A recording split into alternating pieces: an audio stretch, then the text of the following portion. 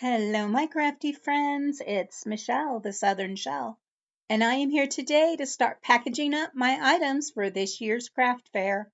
I have a lot of ornaments that I'm selling in sets, and so I really needed to get some boxes for packaging. I have had this box for a couple years now, and it is a sturdy, heavy duty box, and it already has magnets on the inside. So when you close it, it locks down tight. And I thought this would be the perfect size for my little music ornaments here, my songs. And so I went ahead and I measured out across the top and the sides to get me a nice measurement to cut out my faux leather and cover this box. So each box that I do is going to be a little different. I never do the same thing twice. I mean, that's what I try sometimes with crafting. It just always turns out a little different. So I am just coming down and I'm measuring from the edge down to 10 1/4 inches. And I'm just going to go right on down the line here so that I can have a straight line to trim across and have this little piece of this faux leather. It's just a vinyl, I guess what would be like your felt back tablecloth type material, but it's thick enough, and I think it'll be perfect for this box. So I measured down, and now I'm taking my ruler and lining up the dots that I created on there, and I'm going to create a line that I can come through and cut along when I get this all the way across here. Once it's all cut out in the long strip, I'm going to come in and just make sure I have straight edges on both sides, using my ruler once again, drawing a straight line. And then I'm going to come up from that straight line and I'm going to measure 2 3/4 inches because or sorry, 4 3/4. That's right where the box lid, that's how big the lid to the box is. So I wanted to make sure my piece here was going to be big enough to cover the whole top of my box. Once each of those were measured and cut out, I'm coming in with just a paper towel and some rubbing alcohol, and I'm going to clean this box, the surface where I'm going to actually be gluing down this material to the box. And so this helps get any residue off of there so that when I start gluing it on there, it will be nice and clean and everything will attach nicely. Because this box has a shiny surface, it's very smooth, I'm using my Beacons 3-in-1 here, and then I'll just use a little bit of hot glue to hold it in place while that Beacons dries. And this will help it to stay on there forever, a long-term hold. The hot glue will peel up, but it will grip and hold this down long enough for that Beacons 3-in-1 to grab hold. Once the glues are on there, I'm going to lay this down and make sure my edges, it comes out to my edges. I wanted this to be just on the inside of the lid itself so that I can come in with some jute in a little bit here and cover that up.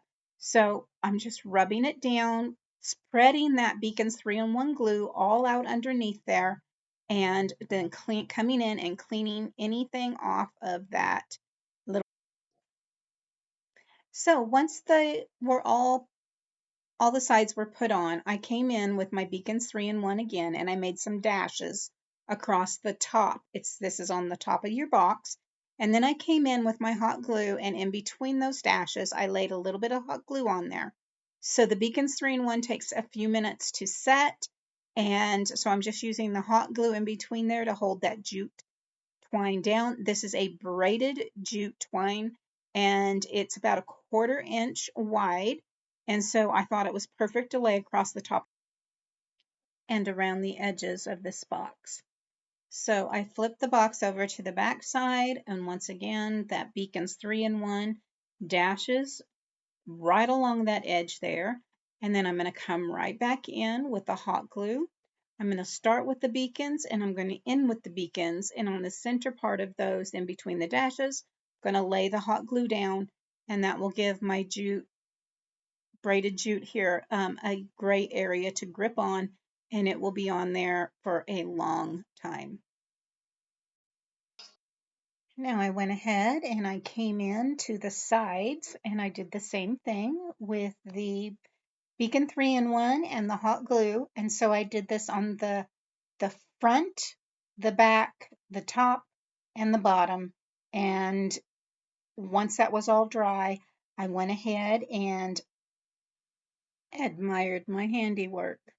Okay, I'm my worst critic here, guys. So I went ahead and finished that off. And here's what the box looks like. I left the sides with the regular black that was already on the box. So let's take a look at our boxes here. I finished this one and I just used an image off of Creative Fabrica and I decoupaged that on the front.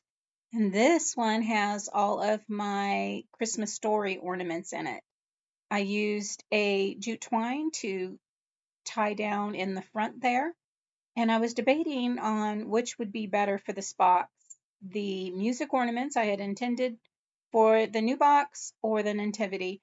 I'm like, I've got the nativity scene on the front, so I'm just going to leave the Christmas story in this box, and I will use the one I just created for my song sheets. So let's take a look. Guys, I'm so excited with the way that these turned out. I did come back in and I put a bow on top of the other, and I think that these boxes turned out gorgeous. So each of these sets will be set at $33 for the set of the ornaments and the boxes. And I already have orders for the Christmas story ornaments at church. I think they turned out beautiful. Which one do you think? I love the bow and the bells on top of the music one. I thought the bells would be perfect for music. But I do like the way they both turned out. Guys, thank you so much for joining me today. Your time is precious, and I know it. I ask that you give me a thumbs up if you like this, and if you've not subscribed, I hope you'll consider doing so now by hitting that subscribe button. As always, stay safe, God bless, and bye for now.